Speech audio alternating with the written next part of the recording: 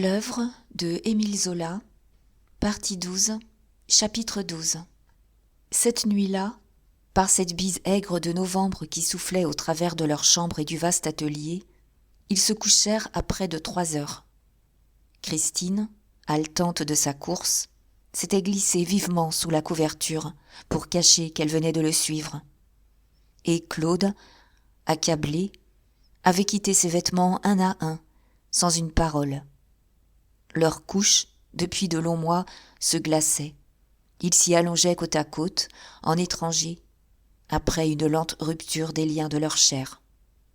Volontaire abstinence, chasteté théorique, où ils devaient aboutir pour donner à la peinture toute sa virilité, et qu'elle avait acceptée, dans une douleur fière et muette, malgré le tourment de sa passion. Et jamais encore, avant cette nuit-là, elle n'avait senti entre eux un tel obstacle, un pareil froid, comme si rien désormais ne pouvait les réchauffer et les remettre au bras l'un de l'autre. Pendant près d'un quart d'heure, elle lutta contre le sommeil envahissant. Elle était très lasse, une torpeur l'engourdissait. Et elle ne cédait pas, inquiète de le laisser éveiller. Pour dormir elle-même tranquille, elle attendait chaque soir qu'il s'endormît avant elle. Mais il n'avait pas éteint la bougie. Il restait les yeux ouverts, fixés sur cette flamme qui l'aveuglait. À quoi songeait-il donc ?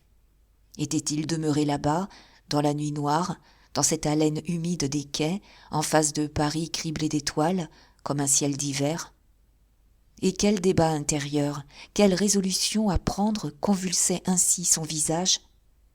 Puis, invinciblement, elle succomba. Elle tomba au néant des grandes fatigues.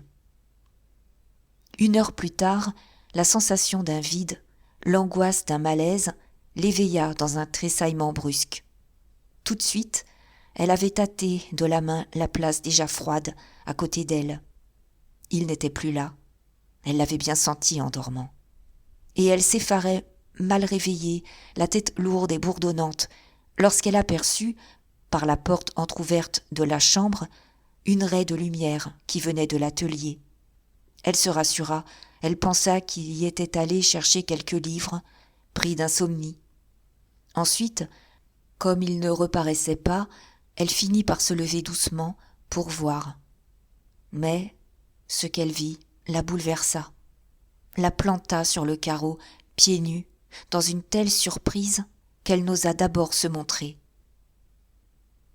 Claude, en manche de chemise malgré la rude température, n'ayant mis dans sa hâte qu'un pantalon et des pantoufles, était debout sur sa grande échelle, devant son tableau. Sa palette se trouvait à ses pieds, et d'une main il tenait la bougie, tandis que de l'autre il peignait. Il avait des yeux élargis de somnambule, des gestes précis et raides, se baissant à chaque instant pour prendre de la couleur, se relevant, projetant contre le mur une grande ombre fantastique, au mouvement cassé d'automate. Et pas un souffle, rien autre, dans l'immense pièce obscure, qu'un effrayant silence. Frissonnante, Christine devinait. C'était l'obsession, l'heure passée là-bas, sur le pont des Saints-Pères, qui lui rendait le sommeil impossible et qui l'avait ramené en face de sa toile, dévoré du besoin de la revoir, malgré la nuit. Sans doute, il n'était monté sur l'échelle que pour s'emplir les yeux de plus près. Puis, torturé de quelques tons faux, malade de cette tare au point de ne pouvoir attendre le jour, il avait saisi une brosse, d'abord dans le désir d'une simple retouche, peu à peu emporté ensuite de correction en correction, arrivant enfin à peindre comme un halluciné, la bougie au poing, dans cette clarté pâle que ses gestes effaraient. Sa rage impuissante de création l'avait repris. Il s'épuisait en dehors de l'heure, en dehors du monde. Il voulait souffler la vie à son œuvre, tout de suite. Ah, quelle pitié! Et de quels yeux trempés de larmes Christine le regardait. Un instant, elle eut la pensée de le laisser à cette besogne folle, comme on laisse un maniaque au plaisir de sa démence. Ce tableau, jamais il ne le finirait. C'était bien certain maintenant. Plus il s'y acharnait, et plus l'incohérence augmentait, un empattement de tons lourds, un effort épaissi et fuyant du dessin. Les fonds eux-mêmes, le groupe des débardeurs surtout, autrefois solides, se gâtaient. Et ils se butaient là, ils s'étaient obstinés à vouloir terminer tout, avant de repeindre la figure centrale, la femme nue, qui demeurait la peur et le désir de ses heures de travail, la chair de vertige qui l'achèverait, le jour où il s'efforcerait encore de la faire vivante. Depuis des mois, il n'y donnait plus un coup de pinceau, et c'était ce qui tranquillisait Christine, ce qui la rendait tolérante et pitoyable dans sa rancune jalouse. Tant qu'il ne retournait pas à cette maîtresse désirée et redoutée, elle se croyait moins trahie. Les pieds gelés par le carreau, elle faisait un mouvement pour regagner le lit, lorsqu'une secousse la ramena. Elle n'avait pas compris d'abord, elle voyait enfin. De sa brosse trempée de couleur, il arrondissait à grands coups des formes grasses, le geste éperdu de caresse. Et il avait un rire immobile aux lèvres, et il ne sentait pas la cire brûlante de la bougie qui lui coulait sur les doigts, tandis que, silencieux, le va-et-vient passionné de son bras remuait seul contre la muraille. Une confusion énorme et noire, une étreinte emmêlée de membres dans un accouplement brutal. C'était à la femme nue qu'il travaillait. Alors, Christine ouvrit la porte et s'avança. Une révolte invincible, la colère d'une épouse souffletée chez elle, trompée pendant son sommeil, dans la pièce voisine, la poussait. Oui, il était bien avec l'autre. Il peignait le ventre et les cuisses en visionnaire affolé, que le tourment du vrai jetait à l'exaltation de l'irréel. Et ses cuisses se doraient en colonnes de tabernacle, ce ventre devenait un astre, éclatant de jaune et de rouge pur, splendide et hors de la vie. Une si étrange nudité d'ostensoir, où des pierreries semblaient luire, pour quelque adoration religieuse, acheva de la fâcher. Elle avait trop souffert, elle ne voulait plus tolérer cette trahison. Pourtant, d'abord, elle se montra simplement désespérée et suppliante. Ce n'était que la mère qui sermonnait son grand fou d'artiste. « Claude, que fais-tu là ? Claude, est-ce raisonnable d'avoir des idées pareilles ? Je t'en prie, reviens te coucher. Ne reste pas sur cette échelle, où tu vas prendre du mal. » Il ne répondit pas. Il se baissa encore pour tremper son pinceau et fit flamboyer les aines, qu'il accusa de 2 traits de vermillon vif.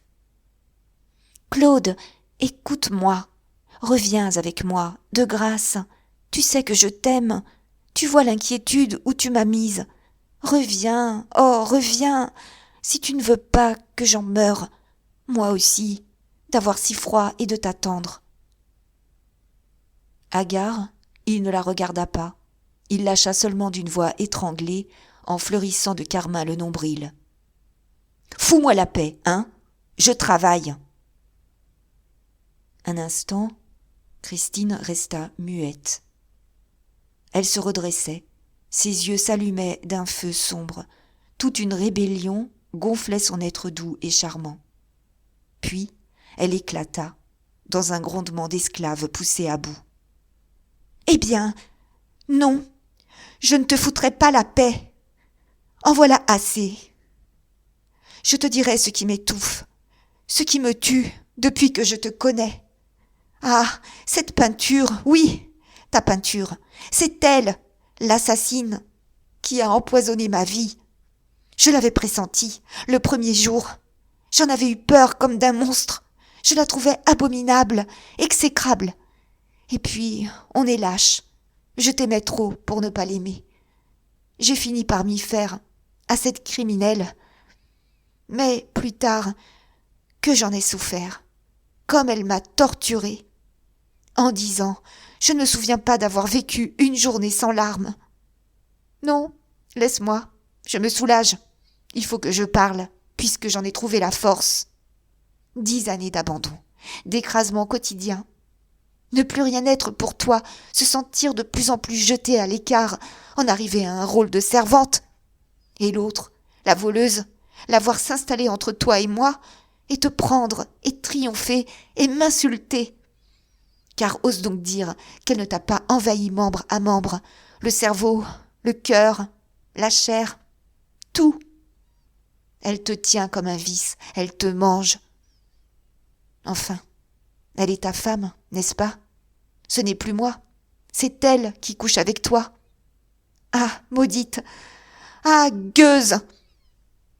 Maintenant, Claude l'écoutait, dans l'étonnement de ce grand cri de souffrance, mal éveillé de son rêve exaspéré de créateur, ne comprenant pas bien encore pourquoi elle lui parlait ainsi. Et, devant cet hébétement, ce frissonnement d'homme surpris et dérangé dans sa débauche, elle s'emporta davantage. Elle monta sur l'échelle, lui arracha la bougie du poing, la promena à son tour devant le tableau. « Mais regarde donc! Mais dis-toi donc où tu en es! C'est hideux! C'est lamentable et grotesque! Il faut que tu t'en aperçoives à la fin! Hein? Est-ce laid? Est-ce imbécile? Tu vois bien que tu es vaincu. Pourquoi t'obstiner encore? Ça n'a pas de bon sens.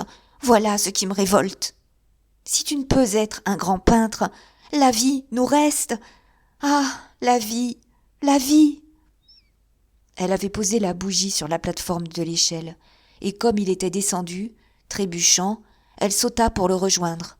Ils se trouvèrent tous les deux en bas, lui tombé sur la dernière marche, elle accroupie, serrant avec force les mains inertes qu'il laissait pendre. « Voyons, il y a la vie. Chasse ton cauchemar et vivons, vivons ensemble. N'est-ce pas trop bête de n'être que deux, de vieillir déjà et de nous torturer, de ne pas savoir nous faire du bonheur? La terre nous prendra assez tôt, va. Tâchons d'avoir un peu chaud, de vivre, de nous aimer. Rappelle-toi, à Bencourt. Écoute mon rêve. Moi, je voudrais t'emporter demain. Nous irions loin de ce Paris maudit, nous trouverions quelque part un coin de tranquillité, et tu verrais comme je te rendrais l'existence douce. Comme ce serait bon d'oublier tout au bras l'un de l'autre. Le matin, on dort dans son grand lit. Puis, ce sont des flâneries au soleil, le déjeuner qui sent bon, l'après-midi paresseuse, la soirée passée sous la lampe. Et plus de tourments pour des chimères, et rien que la joie de vivre. Cela ne te suffit donc pas que je t'aime, que je t'adore, que je consente à être ta servante, à exister uniquement pour ton plaisir. Entends-tu? Je t'aime, et il n'y a rien de plus. C'est assez, je t'aime. Il avait dégagé ses mains. Il dit d'une voix morne, avec un geste de refus. Non, ce n'est point assez. Je ne veux pas m'en aller avec toi. Je ne veux pas être heureux. Je veux peindre. Et que j'en meure, n'est-ce pas? Et que tu en meures, que nous achevions tous les deux d'y laisser notre sang et nos larmes? Il n'y a que l'art, c'est le Tout-Puissant, le Dieu farouche qui nous foudroie et que tu honores. Il peut nous anéantir. Il est le maître. Tu diras merci? Oui, je lui appartiens. Qu'il fasse de moi ce qu'il voudra. Je mourrai de ne plus peindre. Je préfère peindre et en mourir. Et puis, ma volonté n'y est pour rien. C'est ainsi. Rien n'existe en dehors. Que le monde crève. Elle se redressa, dans une nouvelle poussée de colère. Sa voix redevenait dure et emportée. Mais je suis vivante, moi! Et elles sont mortes, les femmes que tu aimes. Oh, ne dis pas non. Je sais bien que ce sont tes maîtresses, toutes ces femmes peintes. Avant d'être la tienne, je m'en étais aperçue déjà. Il n'y avait qu'à voir de quelles mains tu caressais leur nudité, de quels yeux tu les contemplais ensuite pendant des heures. Hein? Était-ce malsain et stupide, un pareil désir chez un garçon? Brûlé pour des images, serrer dans ses bras le vide d'une illusion. Et tu en avais conscience, tu t'en cachais comme d'une chose inavouable. Puis tu as paru m'aimer un instant. C'est à cette époque que tu m'as raconté ces bêtises. Tes amours avec tes bonnes femmes, comme tu disais, en te plaisantant toi-même. Souviens-toi, tu prenais en pitié ces ombres lorsque tu me tenais entre tes bras. Et ça n'a pas duré. Tu es retourné à elle. Oh, si vite. comme un maniaque retourne à sa manie. Moi qui existais, je n'étais plus, et c'était elles, les visions, qui redevenaient les seules réalités de ton existence. Ce que j'ai enduré alors, tu ne l'as jamais su, car tu nous ignores toutes. J'ai vécu près de toi sans que tu me comprennes. Oui, j'étais jalouse d'elle. Quand je posais, là, toute nue, une idée seule m'en donnait le courage. Je voulais lutter, j'espérais te reprendre.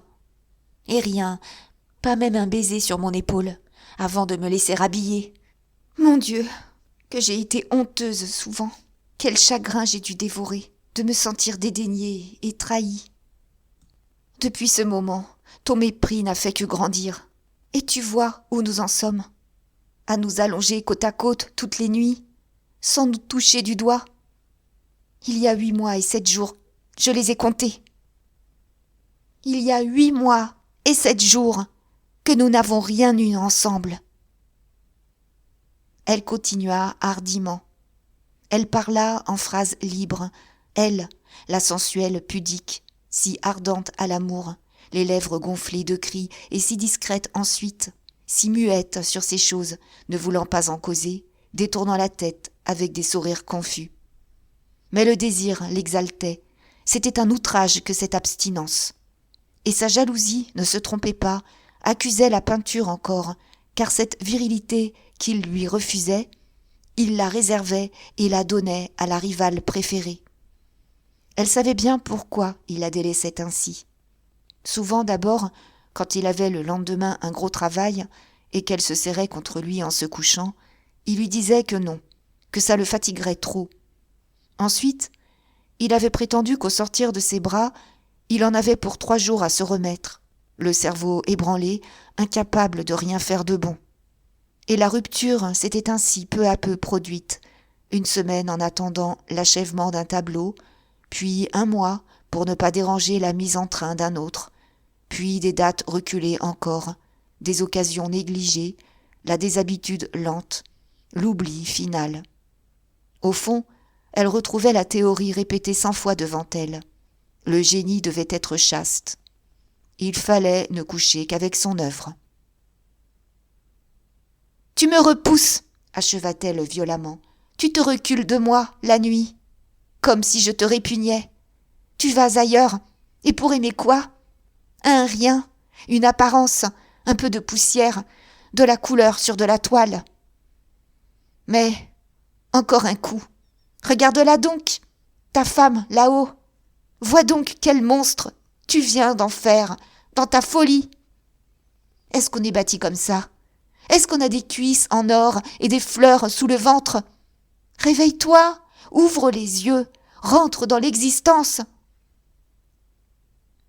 Claude, obéissant au geste dominateur dont elle lui montrait le tableau, s'était levé et regardait. La bougie, restée sur la plateforme de l'échelle, en l'air, éclairait comme d'une lueur de cierge la femme, tandis que toute l'immense pièce demeurait plongée dans les ténèbres. Il s'éveillait enfin de son rêve, et la femme, vue ainsi d'en bas, avec quelques pas de recul, l'emplissait de stupeur. Qui donc venait de peindre cette idole d'une religion inconnue ? Qui l'avait faite de métaux, de marbre et de gemmes, épanouissant la rose mystique de son sexe, entre les colonnes précieuses des cuisses, sous la voûte sacrée du ventre ? Était-ce lui qui, sans le savoir, était l'ouvrier de ce symbole du désir insatiable, de cette image extra-humaine, de la chair devenue de l'or et du diamant entre ses doigts, dans son vain effort d'en faire de la vie ? Et, béant, il avait peur de son œuvre, tremblant de ce brusque saut dans l'au-delà, comprenant bien que la réalité elle-même ne lui était plus possible, au bout de sa longue lutte, pour la vaincre et la repétrir plus réelle de ses mains d'homme. « Tu vois, répétait victorieusement Christine. Et lui, très bas, balbutiait. « Oh, qu'ai-je fait ? Est-ce donc impossible de créer ? Nos mains n'ont-elles donc pas la puissance de créer des êtres ? » Elle le sentit faiblir, elle le saisit entre ses 2 bras. Mais pourquoi ces bêtises? Pourquoi autre chose que moi, qui t'aime? Tu m'as prise pour modèle. Tu as voulu des copies de mon corps. À quoi bon, dis? Est-ce que ces copies me valent? Elles sont affreuses, elles sont raides et froides comme des cadavres. Et je t'aime, et je veux t'avoir. Il faut tout te dire. Tu ne comprends pas? Quand je rôde autour de toi, que je t'offre de poser, que je suis là, à te frôler, dans ton haleine, c'est que je t'aime, entends-tu? C'est que je suis en vie, moi, et que je te veux. Éperdument, elle le liait de ses membres, de ses bras nus, de ses jambes nues. Sa chemise, à moitié arrachée, avait laissé jaillir sa gorge, qu'elle écrasait contre lui, qu'elle voulait entrer en lui dans cette dernière bataille de sa passion. Et elle était la passion elle-même, débridée enfin avec son désordre et sa flamme, sans les réserves chastes d'autrefois, emportée à tout dire, à tout faire pour vaincre. Sa face s'était gonflée, les yeux doux et le front limpide disparaissaient sous les mèches tordues des cheveux. Il n'y avait plus que les mâchoires saillantes, le menton violent, les lèvres rouges. « Oh non, laisse, » murmura Claude. « Oh, je suis trop malheureux. » De sa voix ardente, elle continua. « Tu me crois peut-être vieille? Oui, tu disais que je me gâtais. Et je l'ai cru moi-même. Je m'examinais pendant la pause, pour chercher des rides. Mais ce n'était pas vrai, ça. Je le sens bien que je n'ai pas vieilli, que je suis toujours jeune, toujours forte. » Puis, comme il se débattait encore, « Regarde donc !»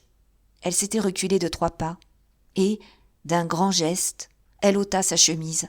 Elle se trouva toute nue, immobile, dans cette pose qu'elle avait gardée durant de si longues séances.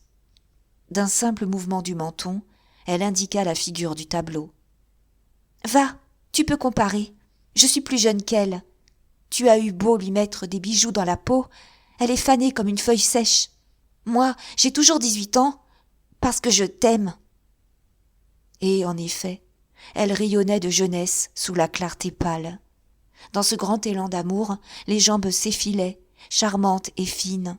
Les hanches élargissaient leur rondeur soyeuse. La gorge ferme se redressait, gonflée du sang de son désir. Déjà, elle l'avait repris, collé à lui maintenant, sans cette chemise gênante. Et ses mains s'égaraient, le fouillaient partout, aux flancs, aux épaules, comme si elle eût cherché son cœur, dans cette caresse tâtonnante, cette prise de possession où elle semblait vouloir le faire sien. Tandis qu'elle le baisait rudement, d'une bouche inassouvie, sur la peau, sur la barbe, sur les manches, dans le vide. Sa voix expirait, elle ne parlait plus que d'un souffle haletant, coupé de soupirs. « Oh, reviens! Oh, aimons-nous!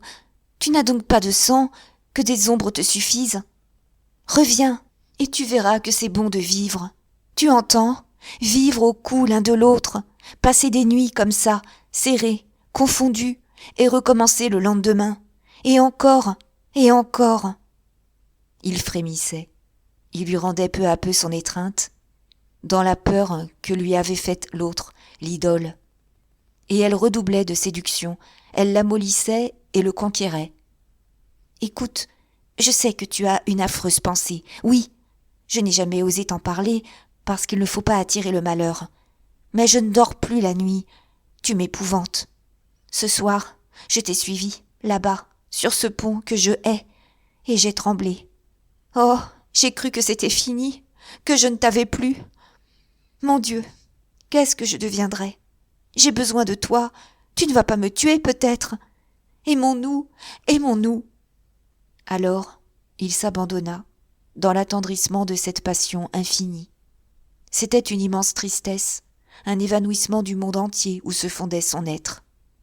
Il la serra éperdument, lui aussi, sanglotant, bégayant. « C'est vrai, j'ai eu la pensée affreuse. Je l'aurais fait, et j'ai résisté en songeant à ce tableau inachevé. Mais puis-je vivre encore si le travail ne veut plus de moi? Comment vivre après ça, après ce qui est là, ce que j'ai abîmé tout à l'heure? »« Je t'aimerai et tu vivras. » « Ah, jamais tu ne m'aimeras assez. Je me connais bien. Il faudrait une joie qui n'existe pas, quelque chose qui me fit oublier tout. Déjà, tu as été sans force. Tu ne peux rien. Si, tu verras. Tiens, je te prendrai ainsi. Je te baiserai sur les yeux, sur la bouche, sur toutes les places de ton corps. Je te réchaufferai contre ma gorge. Je lierai mes jambes aux tiennes. Je nouerai mes bras à tes reins. Je serai ton souffle, ton sang, ta chair. Cette fois, il fut vaincu. Il brûla avec elle, se réfugia en elle, enfonçant la tête entre ses seins, la couvrant à son tour de ses baisers. « Eh bien, sauve-moi, oui, prends-moi, si tu ne veux pas que je me tue, et invente du bonheur. Fais-m'en connaître un qui me retienne. Endors-moi, anéantis-moi, que je devienne ta chose, assez esclave, assez petit pour me loger sous tes pieds, dans tes pantoufles. Ah, descendre là, ne vivre que de ton odeur, t'obéir comme un chien, manger, t'avoir et dormir. Si je pouvais, si je pouvais. » Elle eut un cri de victoire. « Enfin, tu es à moi. Il n'y a plus que moi. L'autre est bien morte. » Et elle l'arracha de l'œuvre exécrée. Elle l'emporta dans sa chambre à elle, dans son lit, grondante, triomphante. Sur l'échelle, la bougie qui s'achevait clignota un instant derrière eux, puis se noya. 5 heures sonnèrent au coucou. Pas une lueur n'éclairait encore le ciel brumeux de novembre, et tout retomba aux froides ténèbres. Christine et Claude, à tâtons, avaient roulé en travers du lit. Ce fut une rage. Jamais ils n'avaient connu un emportement pareil, même aux premiers jours de leur liaison.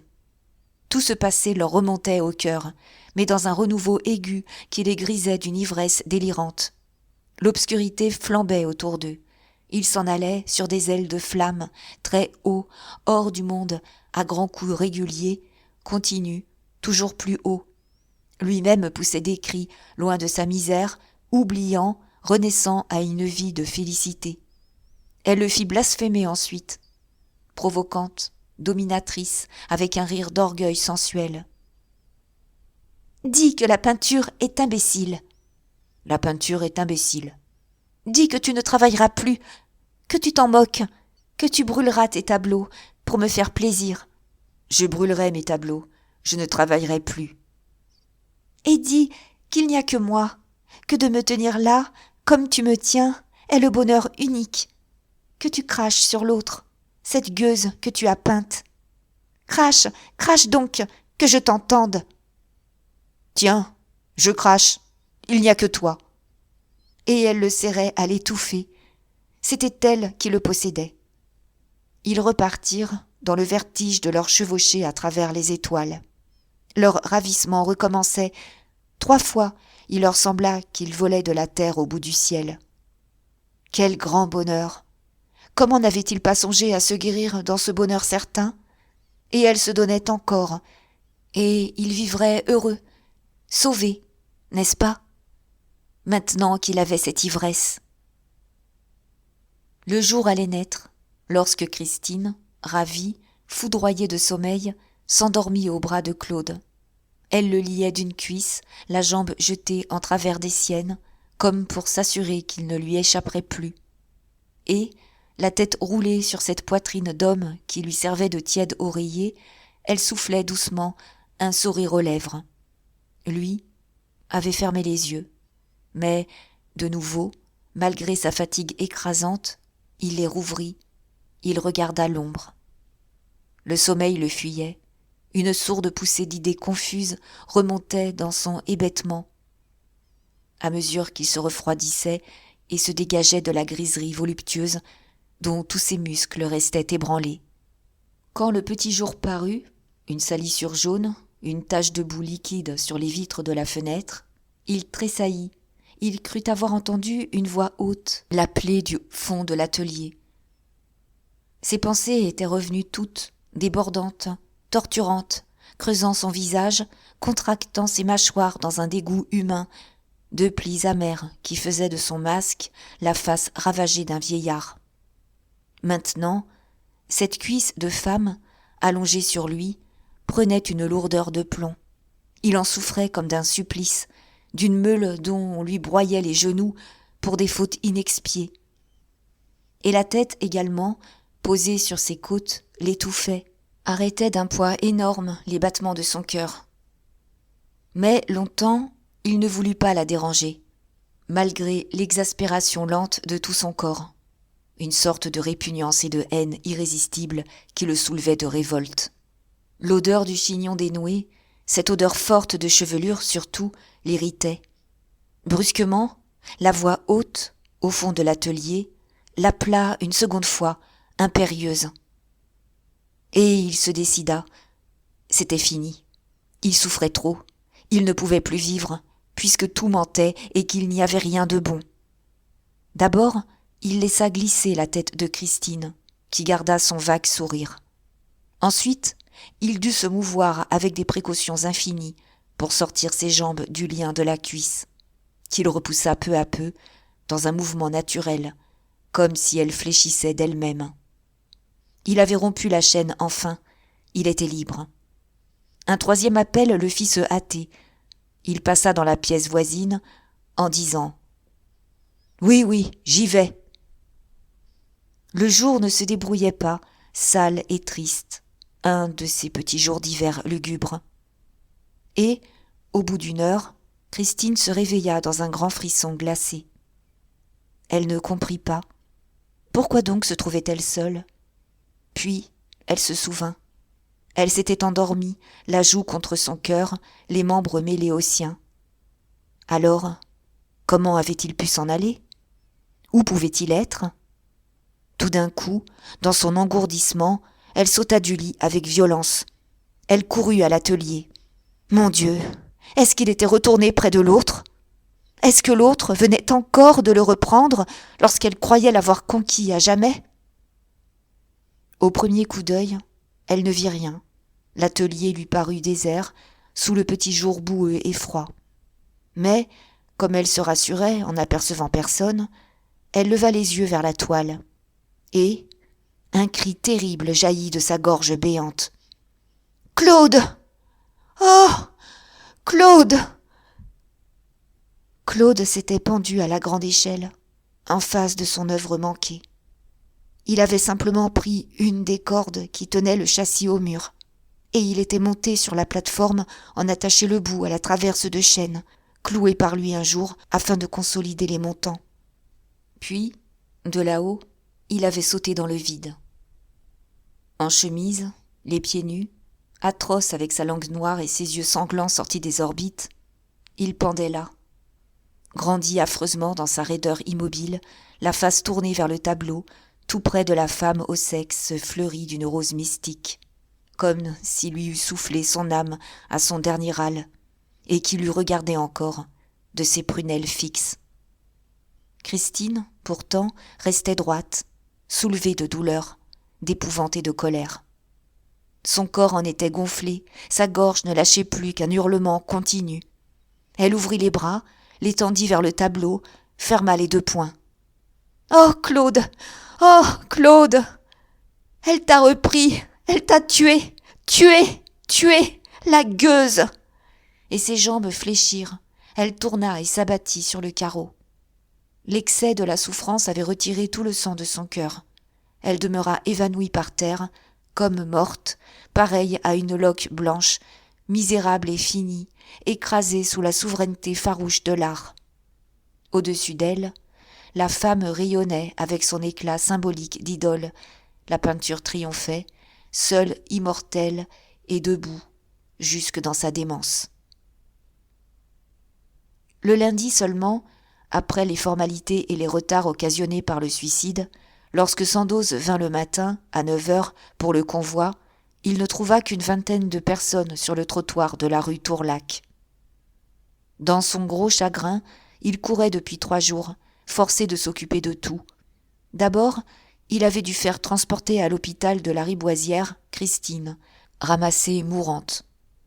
Ensuite, il s'était promené de la mairie aux pompes funèbres et à l'église, payant partout, cédant à l'usage, plein d'indifférence, puisque les prêtres voulaient bien de ce cadavre au cou cerclé de noir. et, parmi les gens qui attendaient, il n'aperçut encore que des voisins augmentés de quelques curieux, tandis que des têtes s'allongeaient aux fenêtres, chuchotantes, excitées par le drame. Sans doute les amis allaient venir. Il n'avait pu écrire à la famille, ignorant les adresses. Et il s'effaça dès qu'il vit arriver 2 parents que les 3 lignes sèches des journaux avaient tirés sans doute de l'oubli où Claude lui-même les laissait.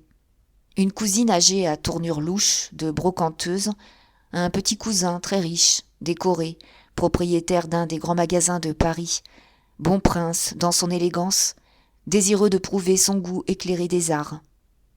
Tout de suite, la cousine monta, fit le tour de l'atelier, flaira cette misère nue, redescendit, la bouche dure, irritée d'une corvée inutile. Au contraire, le petit cousin se redressa et marcha le premier derrière le corbillard, menant le deuil avec une correction charmante et fière. Comme le cortège partait, Bongrand accourut et resta près de Sandoz, après lui avoir serré la main. Il était assombri. Il murmura, en jetant un coup d'œil sur les 15 à 20 personnes qui suivaient. « Ah, le pauvre bougre ! Comment ? Il n'y a que nous 2 ?» Dubuche était à Cannes avec ses enfants. Jory et Fagerolles s'abstenaient, l'un exécrant la mort, l'autre trop affairé. Seul Mahoudeau rattrapa le convoi à la montée de la rue Lepic, et il expliqua que Gagnière devait avoir manqué le train. Lentement, le corbillard gravissait la pente rude, dont le lacet tourne sur le flanc de la butte Montmartre. Par moments, des rues transversales qui dévalaient, des trouées brusques, montraient l'immensité de Paris, profonde et large ainsi qu'une mer. Lorsqu'on déboucha devant l'église Saint-Pierre et qu'on transporta le cercueil, là-haut, il domina un instant la grande ville. C'était par un ciel gris d'hiver. De grandes vapeurs volaient, emportées au souffle d'un vent glacial, et elles semblaient agrandies sans fin dans cette brume, emplissant l'horizon de sa houle menaçante. Le pauvre mort qu'il avait voulu conquérir et qui s'en était cassé la nuque, passa en face d'elle, cloué sous le couvercle de chêne, retournant à la terre comme un de ces flots de boue qu'elle roulait. À la sortie de l'église, la cousine disparut, Mahoudeau également. Le petit cousin avait repris sa place derrière le corps. 7 autres personnes inconnues se décidèrent et l'on partit pour le nouveau cimetière de Saint-Ouen que le peuple a nommé du nom inquiétant et lugubre de Cayenne. On était 10. « Allons, il n'y aura que nous 2, décidément, » répéta Bongrand en se remettant en marche près de Sandoz. Maintenant, le convoi, précédé par la voiture de deuil où s'étaient assis le prêtre et l'enfant de chœur, descendait l'autre versant de la butte, le long des rues tournantes et escarpées comme des sentiers de montagne. Les chevaux du corbillard glissaient sur le pavé gras, on entendait les sourds cahots des roues.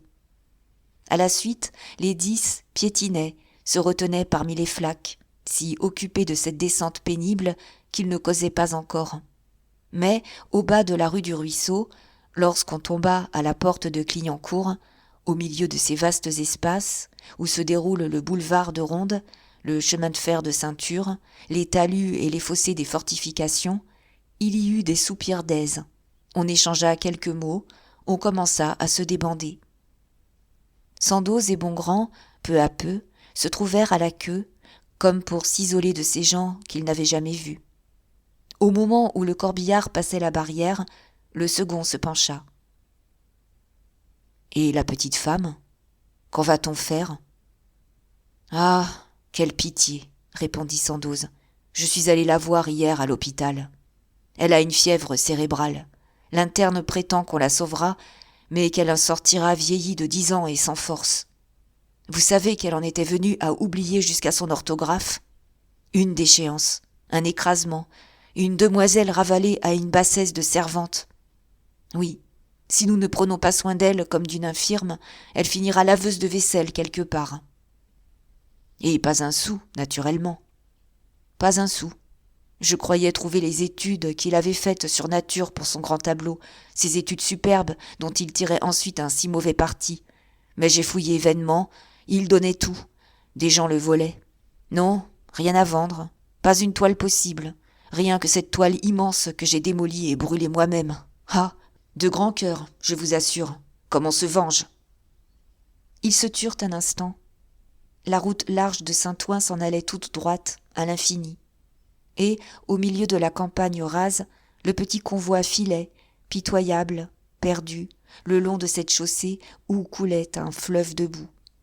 Une double clôture de palissades la bordait, de vagues terrains s'étalaient à droite et à gauche.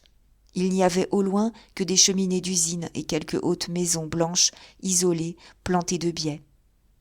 On traversa la fête de Clignancourt. Des baraques, des cirques, des chevaux de bois aux deux côtés de la route, grelottant sous l'abandon de l'hiver, des guinguettes vides, des balançoires verdis, une ferme d'opéra comique. À la ferme de Picardie, d'une tristesse noire entre ses treillages arrachés.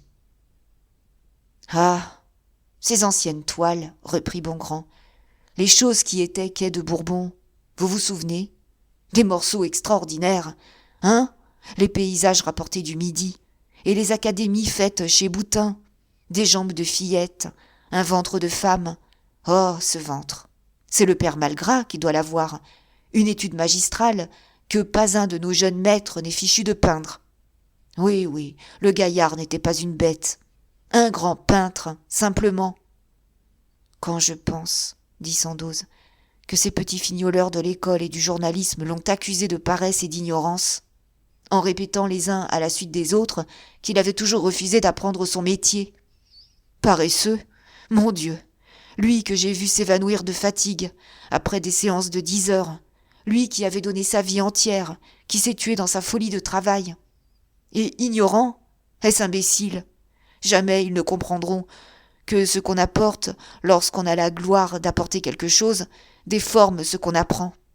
Delacroix aussi ignorait son métier, parce qu'il ne pouvait s'enfermer dans la ligne exacte. Ah, les niais, les bons élèves au sang pauvre, incapables d'une incorrection. Il fit quelques pas en silence, puis il ajouta. Un travailleur héroïque, un observateur passionné dont le crâne s'était bourré de science, un tempérament de grand peintre admirablement doué. Et il ne laisse rien. Absolument rien, pas une toile, déclara Bongrand. Je ne connais de lui que des ébauches, des croquis, des notes jetées, tout ce bagage de l'artiste qui ne peut aller au public. Oui, c'est bien un mort tout entier que l'on va mettre dans la terre. Mais ils durent presser le pas, ils s'attardaient en causant. Et, devant eux, après avoir roulé entre des commerces de vin mêlés à des entreprises de monuments funèbres, le corbillard tournait à droite, dans le bout d'avenue qui conduisait au cimetière. Ils le rejoignirent, ils franchirent la porte avec le petit cortège. Le prêtre en surplis, l'enfant de chœur armé du bénitier, tous les deux descendus de la voiture de deuil, marchaient en avant. C'était un grand cimetière plat, jeune encore, tiré au cordeau dans ce terrain vide de banlieue, coupé en damier par de larges allées symétriques. De rares tombeaux bordaient les voies principales, toutes les sépultures, débordantes déjà, s'étendaient au ras du sol, dans l'installation bâclée et provisoire des concessions de 5 ans, les seules que l'on accordât. Et l'hésitation des familles à faire des frais sérieux, les pierres qui s'enfonçaient, faute de fondation, les arbres verts qui n'avaient pas le temps de pousser, tout ce deuil passager et de pacotille se sentait, donnait au vaste champ une pauvreté, une nudité froide et propre, d'une mélancolie de caserne et d'hôpital. Pas un coin de ballade romantique, pas un détour feuillu, frissonnant de mystère, pas une grande tombe parlant d'orgueil et d'éternité. On était dans le cimetière nouveau, aligné, numéroté, le cimetière des capitales démocratiques, où les morts semblent dormir au fond de cartons administratifs. Le flot de chaque matin, délogeant et remplaçant le flot de la veille, tous défilant à la queue comme dans une fête, sous les yeux de la police, pour éviter les encombrements. « Fichtre !» murmura Bongrand. « Ce n'est pas gai, ici. »« Pourquoi ?» dit Sandoz. « C'est commode, on a de l'air. Et, même sans soleil, voyez donc comme c'est joli de couleurs. » En effet, sous le ciel gris de cette matinée de novembre, dans le frisson pénétrant de la bise, les tombes basses, chargées de guirlandes et de couronnes de perles, prenaient des tons très fins, d'une délicatesse charmante. Il y en avait de toutes blanches, il y en avait de toutes noires, selon les perles. Et cette opposition luisait doucement au milieu de la verdure pâlie des arbres nains. Sur ces loyers de 5 ans, les familles épuisaient leur culte. C'était un entassement, un épanouissement que le récent jour des morts venait d'étaler dans son œuf. Seules, les fleurs naturelles, entre leurs collerettes de papier, s'étaient fanées déjà. Quelques couronnes d'immortelles jaunes éclataient comme de l'or fraîchement ciselé. Mais il n'y avait que les perles, un ruissellement de perles cachant les inscriptions, recouvrant les pierres et les entourages, des perles en cœur, en festons, en médaillons, des perles qui encadraient des sujets sous verre, des pensées, des mains enlacées, des nœuds de satin, jusqu'à des photographies de femmes, de jaunes photographies de faubourg, de pauvres visages laids et touchants avec leur sourire gauche. Et, comme le corbillard suivait l'avenue du rond-point, Sandoz, ramené à Claude par son observation de peintre, se remit à causer. Un cimetière qu'il aurait compris, avec son enragement de modernité. Sans doute, il souffrait dans sa chair, ravagé par cette lésion trop forte du génie. 3 grammes en moins ou 3 grammes en plus, comme il le disait, lorsqu'il accusait ses parents de l'avoir si drôlement bâti. Mais son mal n'était pas en lui seulement. Il a été la victime d'une époque. Oui, notre génération a trempé jusqu'au ventre dans le romantisme, et nous en sommes restés imprégnés quand même. Et nous avons eu beau nous débarbouiller, prendre des bains de réalité violente, la tache sans tête, toutes les lessives du monde n'en ôteront pas l'odeur. Bongrand souriait. Oh, moi, j'en ai eu par-dessus la tête. Mon art en a été nourri. Je suis même impénitent. S'il est vrai que ma paralysie dernière vienne de là, qu'importe, je ne puis renier la religion de toute ma vie d'artiste. Mais votre remarque est très juste. Vous en êtes, vous autres, les fils révoltés. Ainsi, lui, avec sa grande femme nue au milieu des quais, ce symbole extravagant. Ah, cette femme, s'interrompit Sandoz. C'est elle qui l'a étranglé. Si vous saviez comme il y tenait, jamais il ne m'a été possible de la chasser de lui.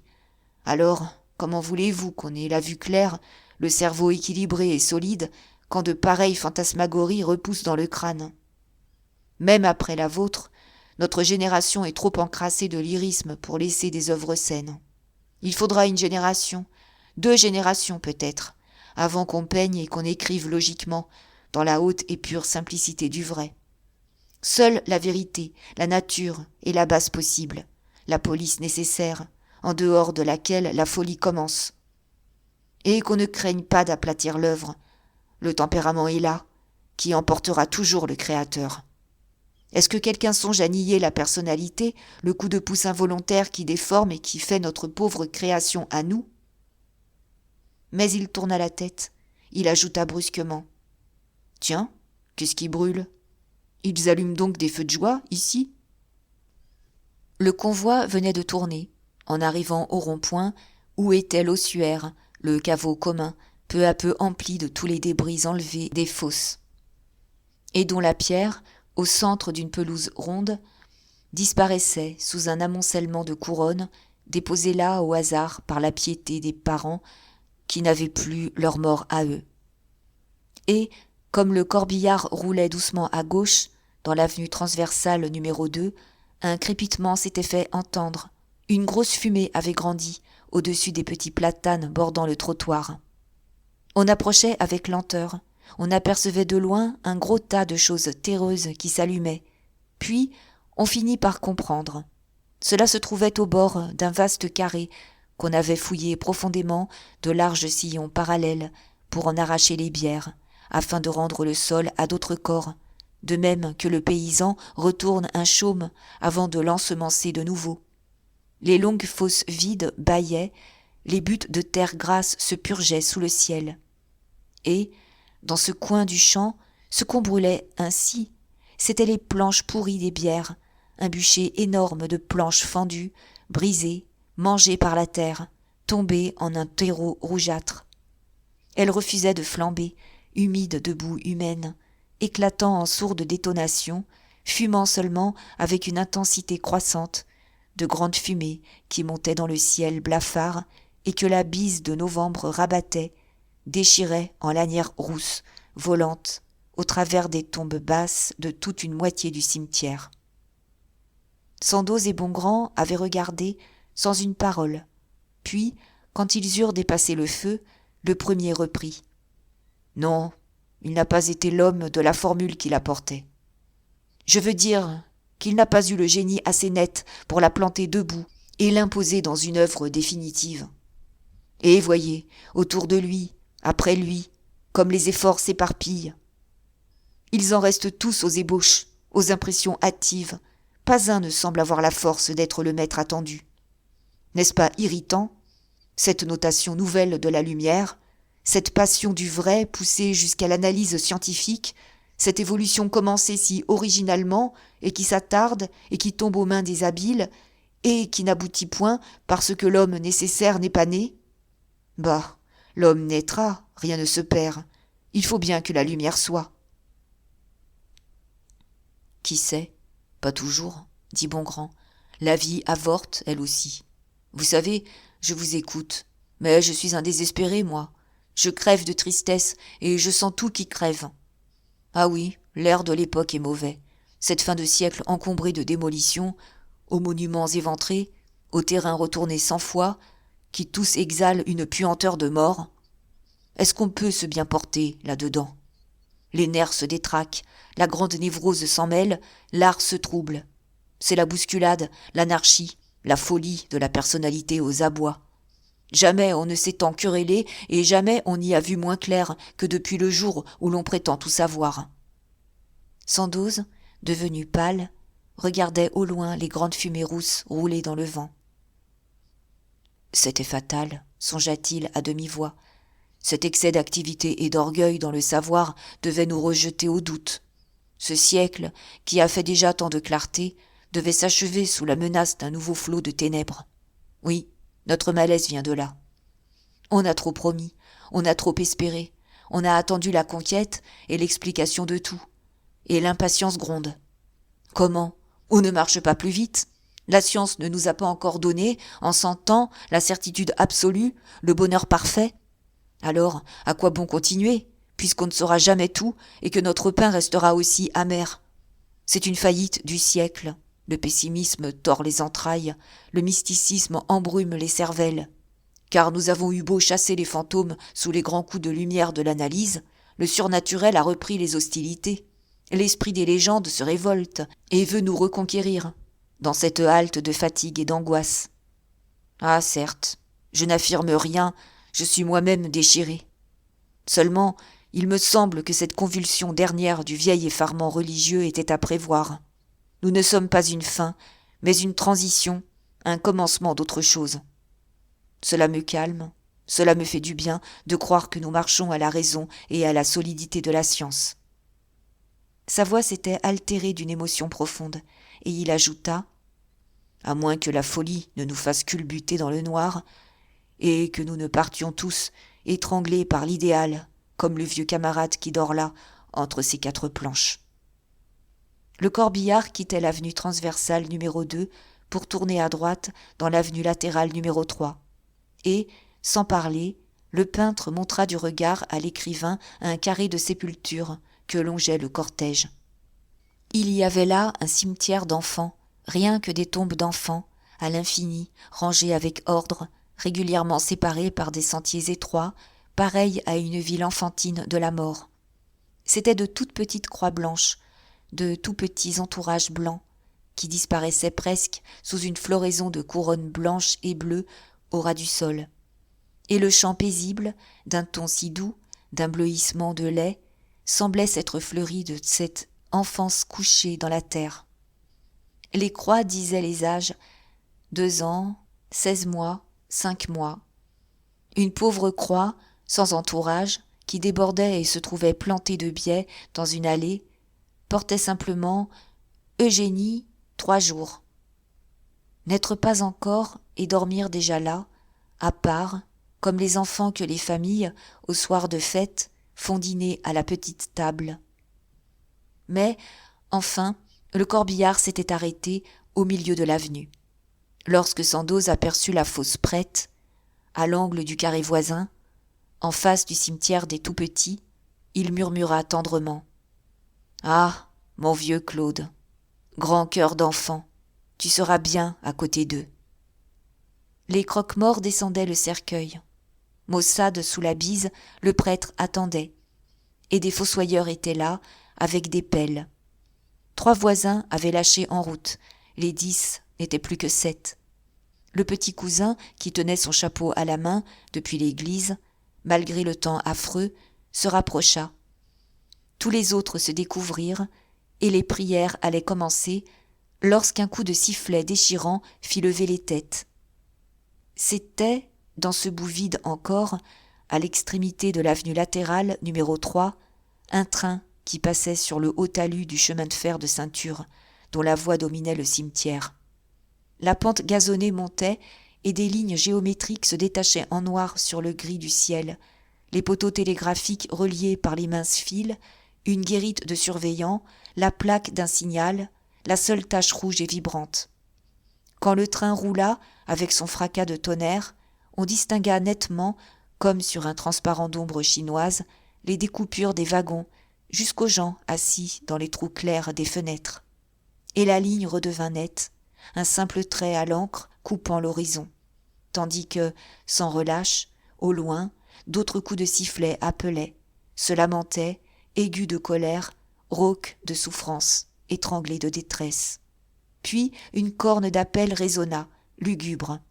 « Revertitur in terram suam onde erat » récitait le prêtre, qui avait ouvert un livre et qui se hâtait. Mais on ne l'entendait plus. Une grosse locomotive était arrivée en soufflant, et elle manœuvrait juste au-dessus de la cérémonie.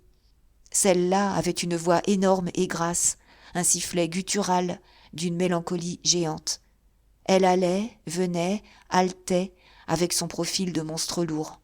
Brusquement, elle lâcha sa vapeur, dans une haleine furieuse de tempête.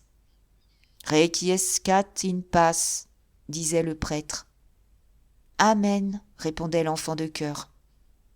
Et tout fut emporté au milieu de cette détonation cinglante et assourdissante qui se prolongeait avec une violence continue de fusillade.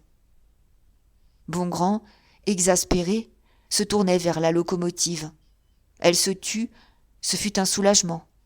Des larmes étaient montées aux yeux de Sandoz, ému déjà des choses sorties involontairement de ses lèvres, derrière le corps de son vieux camarade, comme s'ils avaient eu ensemble une de leurs causeries grisantes d'autrefois. Et, maintenant, il lui semblait qu'on allait mettre en terre sa jeunesse. C'était une part de lui-même, la meilleure, celle des illusions et des enthousiasmes, que les fossoyeurs enlevaient pour la faire glisser au fond du trou. Mais, à cette minute terrible, un accident vint encore augmenter son chagrin. Il avait tellement plu, les jours précédents, et la terre était si molle, qu'un brusque éboulement se produisit. Un des fossoyeurs dut sauter dans la fosse pour la vider à la pelle d'un jet lent et rythmique. Cela n'en finissait pas, s'éternisait au milieu de l'impatience du prêtre et de l'intérêt des 4 voisins qui avaient suivi jusqu'au bout, sans qu'on sût pourquoi. Et là-haut, sur le talus, la locomotive avait repris ses manœuvres, reculait en hurlant, à chaque tour de roue, le foyer ouvert, incendiant le jour morne d'une pluie de braise. Enfin, la fosse fut vidée, on descendit le cercueil, on se passa le goupillon. C'était fini. Debout, de son air correct et charmant, le petit cousin fit les honneurs, serra les mains de tous ces gens qu'il n'avait jamais vus, en mémoire de ce parent dont il ne se rappelait pas le nom la veille. « Mais il est très bien, ce calicot, » dit Bongrand, qui ravalait ses larmes. Sandoz, sanglotant, répondit : « Très bien. » Tous s'en allaient. Les surplis du prêtre et de l'enfant de chœur disparaissaient entre les arbres verts. Les voisins débandés flânaient, lisaient les inscriptions. Et Sandoz, se décidant à quitter la fosse à demi comblée, reprit : « Nous seuls l'aurons connu. Plus rien, pas même un nom. »« Il est bien heureux, » dit Bongrand. « Il n'a pas de tableau en train dans la terre où il dort. Autant partir que de s'acharner comme nous à faire des enfants infirmes, auxquels il manque toujours des morceaux les jambes ou la tête, et qui ne vivent pas. Oui, il faut vraiment manquer de fierté, se résigner à l'à peu près et tricher avec la vie. Moi qui pousse mes bouquins jusqu'au bout, je me méprise de les sentir incomplets et mensongers malgré mon effort. La face pâle, il s'en allait lentement, côte à côte, au bord des blanches tombes d'enfants. Le romancier alors, dans toute la force de son labeur et de sa renommée, le peintre déclinant et couvert de gloire. Au moins, en voilà un qui a été logique et brave, continua Sandoz. Il a avoué son impuissance, et il s'est tué. C'est vrai, dit Bongrand. Si nous ne tenions pas si fort à nos peaux, nous ferions tous comme lui, n'est-ce pas? Ma foi, oui. Puisque nous ne pouvons rien créer, puisque nous ne sommes que des reproducteurs débiles, autant vaudrait-il nous casser la tête tout de suite. Ils se retrouvaient devant le tas allumé des vieilles bières pourries. Maintenant, elles étaient en plein feu, suantes et craquantes. Mais on ne voyait toujours pas les flammes. La fumée seule avait augmenté, une fumée âcre, épaisse, que le vent poussait en gros tourbillons et qui couvrait le cimetière entier d'une nuée de deuil. « Fichtre ! 11 heures !» dit Bongrand en tirant sa montre. « Il faut que je rentre !» Sandoz eut une exclamation de surprise. « Comment ? Déjà 11 heures ?» Il promena sur les sépultures basses, sur le vaste champ fleuri de perles, si régulier et si froid, un long regard de désespoir, encore aveuglé de larmes. Puis, il ajouta : « Allons travailler.